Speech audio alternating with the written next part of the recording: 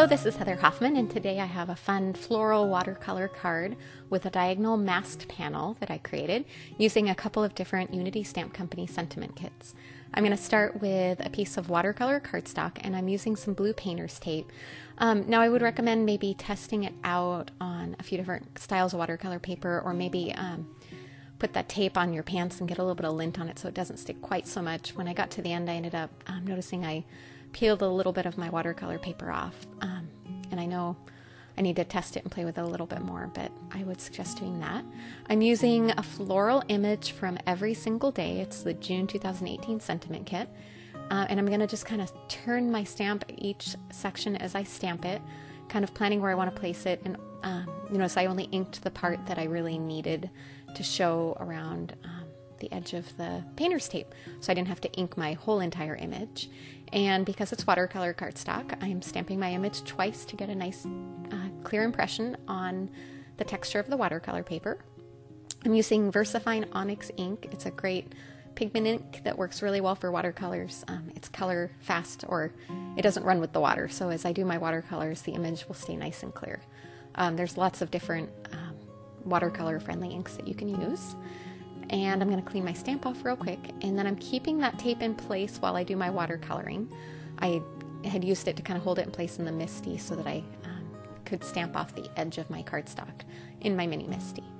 Now I'm pulling out my Daniel Smith watercolors and just a plain paintbrush and a little cup of water, and I picked some kind of fall themed watercolors. I kind of went with a lot of orange and yellow, a little touch of red, and kind of a soft mossy green that I thought was kind of fun. And I'm just really simply going around and watercoloring my images, coloring the flowers first, and then I'm adding in the leaves next.